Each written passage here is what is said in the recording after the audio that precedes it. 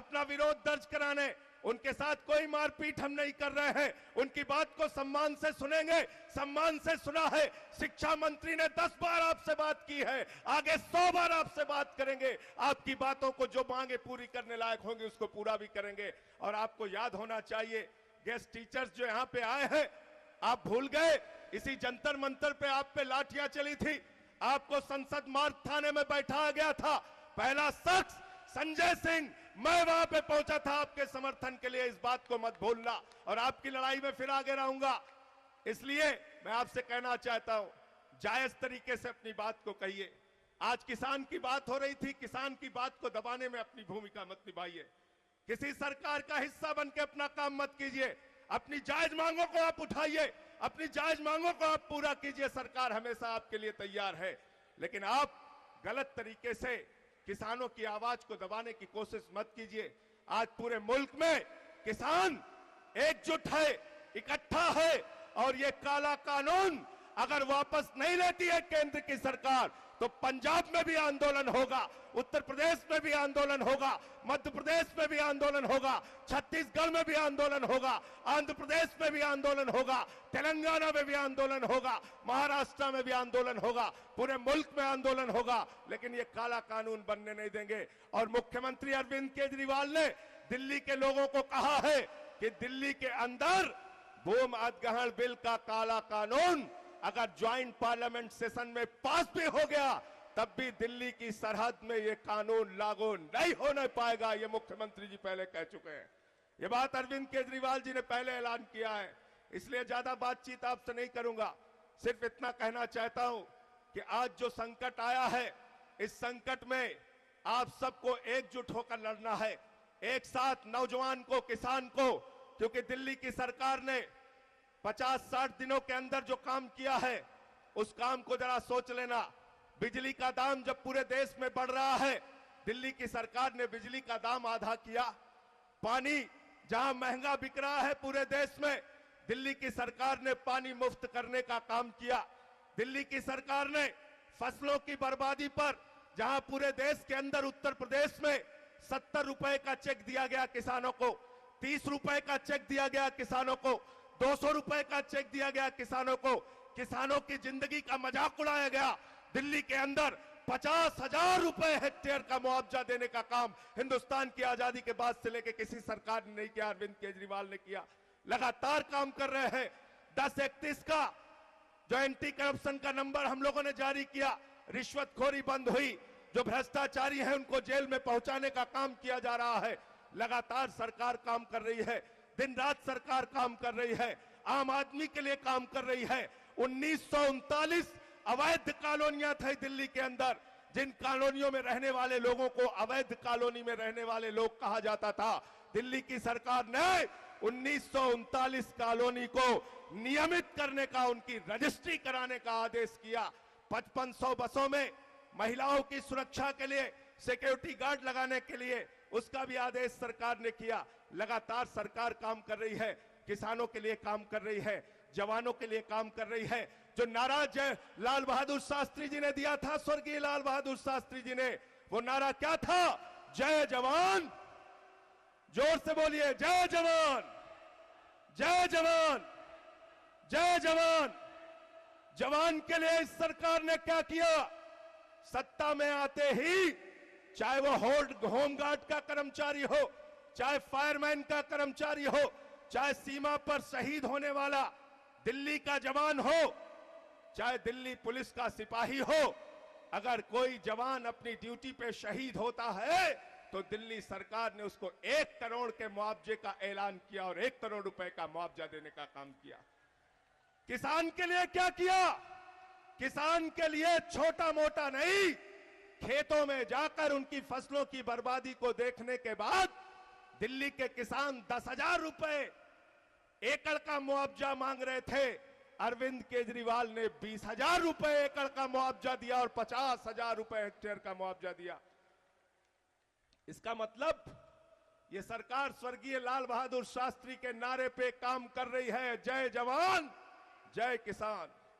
किसानों के लिए भी और जवानों के लिए भी और आम आदमी के लिए भी और गरीब आदमी के लिए भी, रेडी पटरी वालों के लिए भी, ई रिक्शा वालों के लिए भी, ऑटो वालों के लिए भी, झुग्गी में रहने वालों के लिए भी, अनथराइज्ड कॉलोनी में रहने वालों के लिए भी, गांव में रहने वालों के लिए भी, आम आदमी के लिए सरकार हमेशा दिन रात मेहनत करके काम कर रही है। और भाई अरविंद केजरीवाल जी से मैं निवेदन करना चाहता हूं कि इस लड़ाई को दिल्ली में आज आपने शुरू किया है, इस लड़ाई को आह्वान कीजिए। पूरे देश का किसान आपके साथ एकजुट होकर काम करेगा, एकजुट होकर इस लड़ाई को लड़ेगा और इस काले कानून को वापस कराने के लिए हम लोग हर तरह का संघर्ष करेंगे। आप लोग इतनी भारी तादाद में देश के अलग अलग हिस्सों से यहां आए, आप सबको क्रांतिकारी सलाम, बहुत बहुत शुक्रिया। इंकलाब, इंकलाब, इंकलाब, बहुत बहुत शुक्रिया। दोस्तों, अभी अभी जिस किसान ने, साथी ने अपनी बात को दूसरे तरीके से कहने की कोशिश की, कार्यकर्ताओं ने उतारा, दिल्ली पुलिस मूक रही।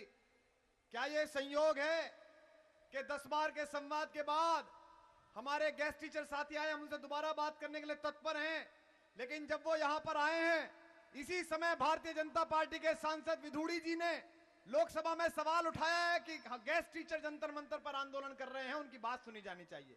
क्या यह संयोग है? क्या यह संयोग है? भारतीय जनता पार्टी के सांसद श्री विधूड़ी जी ने किसानों पर कोई सवाल नहीं उठाया। 603 किसान महाराष्ट्र में पिछले 3 महीने में आत्महत्या कर चुके हैं, शर्म आनी चाहिए उन्हें, इस पर सवाल नहीं उठाया। लेकिन उन्होंने हमारे उन गेस्ट टीचर साथियों पर सवाल उठाया जिनके लिए दिल्ली की सरकार ने कहा कि उनका सस्पेंशन हर बार की तरह नहीं होगा। पहली बार ऐसा होगा कि उनका सस्पेंशन नहीं होगा, किसी अधिकारी की हिम्मत नहीं होगी और उनसे दोबारा भी संवाद करने की कोशिश होगी। लेकिन अगर किसान की आत्महत्या का मुद्दा अगर आप सोचते हैं कि आम आदमी पार्टी की रैलियों में उपद्रव फैलाकर आप दबा सकते हैं, तो हुजूर आप जंतर मंतर पर बदमाशियां कर सकते हैं। आइए बिहार, उत्तर प्रदेश और पंजाब के खेतों में हम आपको आईना दिखाएंगे कि हम किस तरह की बातें करते हैं। मैं विधूड़ी जी से कहना चाहता हूं कि गेस्ट टीचर्स के साथ तो हम बात कर लेंगे कि हमारे भाई हैं, हम खुद अध्यापक के बेटे हैं, मास्टर का बेटा हूं मैं, हमारे दिल्ली सरकार के मुख्यमंत्री भी अध्यापक के बेटे हैं। आपका दर्द उनसे बेहतर कौन समझेगा? हम बात कर लेंगे विधूड़ी जी।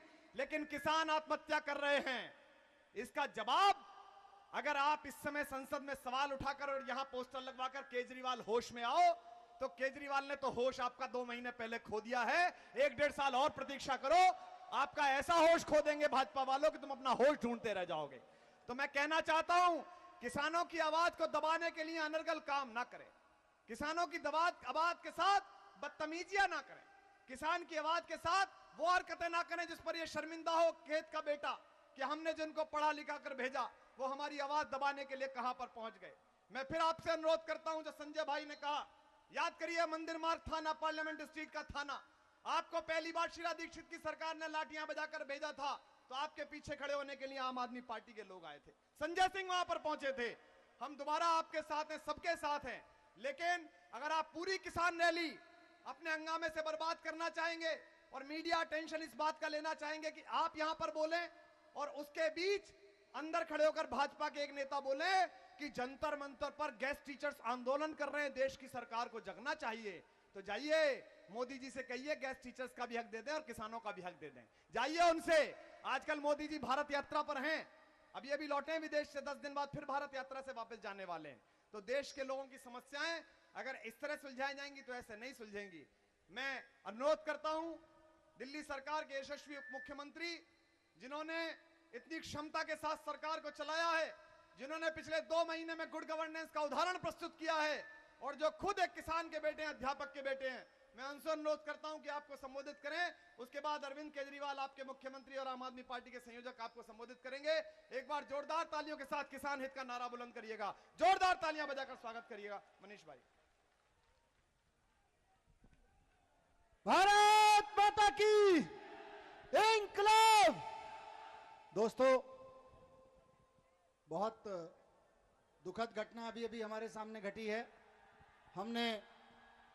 हमने देखा कि किस तरह से, जैसा कि मीडिया रिपोर्ट्स में अभी आ रहा है कि वो किसान का, शायद अगर वो सही है तो वो एक किसान है, वो यहाँ आया दिल्ली में और उसने आत्महत्या करने की कोशिश की है। उसकी जो भी हालत है, उसको उस किसान की जो भी हालत है आम आदमी पार्टी के वॉलंटियर्स ने उसको हाथों हाथ लेके अस्पताल पहुंचाया है। हम और अरविंद भाई इस प्रोग्राम के ठीक बाद वहां अस्पताल में जाएंगे, देखेंगे कि क्या है उसकी हालत, अभी क्या है, जो भी स्थिति है वहां जाएंगे अस्पताल में इस कार्यक्रम के बाद सीधे। और सरकार उसके और उसके परिवार के साथ खड़ी है।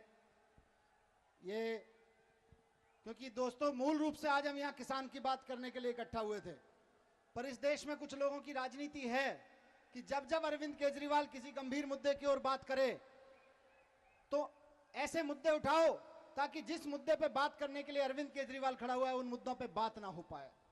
अरविंद केजरीवाल कहते हैं कि किसान आत्महत्या कर रहे हैं तो पूछेंगे तुम्हारी शर्ट का लाल रंग क्यों है, तुमने कुमार विश्वास ने पीले कलर की शर्ट क्यों पहन रखी है। अरविंद केजरीवाल करेंगे कि भाई किसान को मुआवजा देना है तो किसान का मुआवजा महत्वपूर्ण नहीं है, कुछ और मामला उठा देंगे। तो आज जब किसान की आत्महत्या जैसे मसले पर, किसानों की जमीन जैसे मसले पर हम गंभीर बातचीत करने के लिए खड़े हुए हैं, तो मैं देख रहा हूं कि गेस्ट टीचर जिंदाबाद करते हुए कुछ साथी भी यहां के खड़े हुए हैं। उनसे मैं मिला हूं और मिलूंगा, मिलने में कभी किसी का ऐतराज नहीं है, हमारे दरवाजे बंद नहीं रहते कभी भी किसी के लिए। लेकिन एक चीज मैं कहना चाहता हूं किसानों के सामने भी और उस मीडिया के सामने भी जो रोजाना रिपोर्ट करता है कि गेस्ट टीचर्स ने हंगामा किया। मैं जब मेरे घर के सामने ये लोग कुछ आए और मैं जाके इनसे मिला, मैं कभी बैरिकेड के दूसरी तरफ खड़े होकर नहीं मिलता, मैं उनमें घुस के मिलता हूं, किसान उनके बीच में खड़े होकर मिलता हूं, क्योंकि टीचर का बेटा हूं, टीचर से डरता नहीं हूं, टीचर के साथ खड़ा होता हूं, उनके बीच जाके खड़ा होता हूं। वहां कुछ पुलिस वाले भी आ गए, बोले जी इधर बैरिकेड के इधर से मिल लो। मैं ना, ये लोग अगर मारेंगे तो मर जाऊंगा, लेकिन इन्हीं के लिए तो काम कर रहा है, इन्हीं के बीच खड़ा होऊंगा। मैंने जाके इनसे बात की, इनमें से एक साथी से पूछा कि कौन से स्कूल में पढ़ाते हो, वो बता नहीं पाया। मैंने पूछा सच सच बताओ पढ़ाते भी हो कि नहीं पढ़ाते हो, अध्यापक हो भी कि नहीं हो, वो बता नहीं पाया। मैंने पूछा अच्छा सच सच बता दो कहां से बीएड किया है, कोई एमएड किया है, सीटेट किया है, कुछ नहीं बता पाया। मैंने पूछा सीटेट का मतलब जानते हो क्या होता है, वो सीटेट का मतलब भी नहीं बता पाया। साथियों मैं कैसे यकीन कर लूं कि वो अध्यापक है, मैं कैसे यकीन कर लूं कि 10 अध्यापकों के साथ 10 वो लोग नहीं खड़े हुए हैं जो आज की इस रैली को असफल करना चाहते हैं। और ये हुआ है मेरे घर के सामने। मुझे दुख होता है, अगले दिन मीडिया में छपता है मनीष सिसोदिया गेस्ट टीचर से मिला तक नहीं, एक अखबार छापता है मनीष सिसोदिया गेस्ट टीचर से मिले बिना भाग गया है। हाँ, लेकिन दूसरा ही अखबार छाप रहा होता है कि मनीष सिसोदिया ने गेस्ट टीचर से बात की और बातचीत करने के बाद उनके बारे में जो ऑर्डर था वो वेबसाइट पे जलवा दिया। अखबार वालों से रिक्वेस्ट है कि जरा अपने साथी अखबार वालों को भी देख लिया करो, क्यों झूठ बोलते हो। दोस्तों मूल रूप से हम किसानों पे बात करने आए थे। मुझे पता है कि बहुत कोशिश होगी, मैं इनसे बात करता रहा हूं, करूंगा, और मैं ये बात कह के किसानों की बात पे आता हूं। गेस्ट टीचर्स को, अगर जो लोग गेस्ट टीचर्स वास्तव में गेस्ट टीचर्स हैं वो सुन लें, बाकी लोगों को काम तो शोर मचाना है, वो लोग शोर मचाएंगे। हिंदुस्तान में मैं चुनौती देके कहता हूं, आम आदमी पार्टी से ज्यादा हितैषी सरकार अध्यापकों की कोई ना है और ना होगी। मैं चुनौती देके कहता हूं, किसानों की तो है ही, पूरे हिंदुस्तान की मैं चुनौती देता हूं। और उन लोगों की तरफ से भी कहता हूं, जाके पूछ लो कि आज देश में अगर कोई टीचर्स के और एजुकेशन के हित में कोई ढंग में बात कर सकता है, बड़े अधिकार के साथ बात कर सकता है, तो मैं बात कर रहा हूं साथियों। किसान अध्यापकों को चाहे नौकरी पक्की करने का हो, जितनी तेजी से आम आदमी पार्टी की सरकार काम कर रही है, हिंदुस्तान की सबसे तेजी से काम करने वाली सरकार है आपकी सरकार। पिछले 2 महीने में कम से कम 15 बार हमने शिक्षा अधिकारियों के साथ बैठक करके पॉलिसी तैयार की है इनको परमानेंट करने के बारे में। 15 साल तक जो कांग्रेस इनका खून चूसती रही, इनको कॉन्ट्रैक्ट पे ठेके पे साल के बाद साल निकालती रही। अरविंद भाई ने पहले दिन मुझे बुला के कहा कि मनीष, शपथ लेने के दिन हम लोगों ने एक और शपथ ली है, किसी को हटाएंगे नहीं, आदेश पारित करो, किसी टीचर को हटाया नहीं जाएगा। किसी टीचर को नहीं हटाने का, और टीचर ही नहीं, दिल्ली सरकार में से किसी भी कॉन्ट्रैक्ट एम्प्लॉइज को नहीं हटाने का आदेश हम लोगों ने पारित किया। ये तो टीचर है, हमने डीटीसी से लेके हॉस्पिटल से लेके सबके लिए आदेश पारित किया। ये पहले दिन आदेश पारित किया। ये लोग आए मेरे पास, बोले जी वेबसाइट पे आदेश नहीं है। मैंने कहा वेबसाइट पे भी रख देते हैं, वेबसाइट पे नहीं है तो आदेश पारित नहीं होगा, ऐसा नहीं है, वेबसाइट पे भी रख देते हैं। वेबसाइट पे भी रख दिया। उसके बाद पता नहीं, अभी खैर इनसे और बात करेंगे अब और क्या चाहते हैं। लेकिन फिर से कह रहा हूं कि पूरी पॉलिसी तैयार कर रहे हैं दिल्ली से। इनसे हमारा वादा है कि टीचर से कॉन्ट्रैक्ट टीचर से कि परमानेंट करेंगे, लेकिन दिल्ली के लोगों से वादा है कि दिल्ली के सरकारी स्कूलों को प्राइवेट स्कूलों से अच्छा खड़ा करेंगे। माफ कीजिएगा, अभी 2 मिनट में टीचर्स पे और कहना चाहता हूं। माफ कीजिएगा, मेरे घर आने वाले अतिथि शिक्षकों में से, मेरे दफ्तर आने वाले अतिथि शिक्षकों में से कई सारे साथी ऐसे हैं जिनको अतिथि में ती की मात्रा नहीं पता कि कहां पे लगेगी। जब वो अपनी एप्लीकेशन लिख के देते हैं, उसमें लिख के देते हैं, कई लोग, सारे नहीं, कई लोग ऐसे हैं जिनको अगर ये लिखना हो कि मैं अतिथि शिक्षक के रूप में काम करता हूं, तो उनको ये नहीं पता कि हूं मैं छोटा ऊ लगता है कि बड़ा ऊ लगता है। मैं दिल्ली के लोगों की ओर से दिल्ली को भरोसा दिलाना चाहता हूं कि नॉन टैलेंटेड टीचर्स को नहीं रखा जाएगा, नॉन टैलेंटेड व्यक्तियों को नहीं रखा जाएगा। जिसके अंदर टैलेंट है, हमारा कमिटमेंट दिल्ली की जनता से है कि हम दिल्ली के सरकारी की स्कूलों की हालत सुधारेंगे, उसके लिए अतिथि शिक्षकों को परमानेंट करेंगे, लेकिन साथ साथ यह भी ध्यान रखेंगे कि टैलेंटेड टीचर वहां तक पहुंचे। यह भी हमारी जिम्मेदारी है। इसकी पूरी स्कीम हम लोग बना रहे हैं। सबसे तेजी से सरकार पिछले 2 महीने में जिन स्कीम्स पे काम कर रही है, सबसे ज्यादा तेजी से उन स्कीम्स पे काम कर रहे हैं। लेकिन उसके बावजूद अगर आपको कुछ लोगों के कहने पे किसानों की इस आवाज को दबाने के लिए आना है, तो स्वागत है आपका जंतर मंतर पे। जंतर मंतर से पैदा हुए हैं, हम विरोध प्रदर्शनों से नहीं डरते। किसान दोस्तों, किसानों की जमीन छीनने का जो तरीका अब अपनाया जा रहा है, जमीन, मैं आपको सिर्फ इतना, जमीन क्यों इतना बड़ा मुद्दा है, मैं दिल्ली का मंत्री होने के नाते आपको बताना चाहता हूं। दिल्ली में सारी की सारी जमीन डीडीए नाम के एक प्रॉपर्टी डीलर ने कब्जा ली है। दिल्ली सरकार को, दिल्ली के किसी भी विभाग को आज हम कहें कॉलेज बनाना है, हम कहें डीटीसी का बस स्टैंड बनाना है, हम कहें अस्पताल बनाना है, हम कहें मंडी बनानी है किसान के लिए, सरकार को डीडीए से, दिल्ली के लोगों की जमीन दिल्ली को सरकार को डीडीए से खरीदनी पड़ती है। 4 करोड़ रुपए से लेकर 10 करोड़ रुपए प्रति एकड़ के दाम पे खरीदनी पड़ती है। यह हालत है यहां पे। इसलिए जमीन महत्वपूर्ण मुद्दा है। इसलिए सारे देश में जमीन अधिग्रहण के लिए ऐसे मनमर्जी के कानून बनाए जा रहे हैं, ताकि किसी गांव में, देश के किसी भी, खेल समझिए, मैं दिल्ली का उदाहरण देकर आपको बता रहा हूं। इसके पीछे की साजिश यह है कि जब किसान के लिए स्कूल बने, अस्पताल बने, कॉलेज बने, तो फिर वहां उनको जमीन खरीदनी पड़े, कुछ लोग हों जमीन के मालिक हो जाएं। इसलिए इस अधिग्रहण को इतने आनन फानन में लाया जा रहा है, इसलिए इसको अध्यादेश के रूप में लाया जा रहा है। किसानों से पूछने की बात नहीं हो रही है। साथियों, हमारा तो वादा है कि सरकार जो भी करेगी वो जनता से पूछ के करेगी। आप लोगों ने देखा, किसानों की जमीन लेने की तो बात बहुत दूर है, हम तो जनता के मेहनत की कमाई से बने हुए बजट को, जो टैक्स का पैसा है उससे बनने वाले बजट को भी जनता से पूछ के बिना नहीं बना रहे। हम तो 1 इंच जमीन की बात नहीं, मैं तो कहता हूं जनता का एक रुपया भी बिना जनता से पूछे खर्च नहीं करना चाहिए। हमने बजट बनाने की भी जनता से पूछ के शुरुआत करी है। दिल्ली में अरविंद केजरीवाल ने किसानों के बीच काम करके दिखा दिया 2 महीने में कि किसानों के सबसे हितैषी सरकार आम आदमी पार्टी की सरकार है। लेकिन हम यहाँ ये कहने के लिए खड़े नहीं हुए कि हम आपके लिए क्या कर रहे हैं, किसानों के लिए क्या कर रहे हैं, हम कितने किसान हितैषी हैं।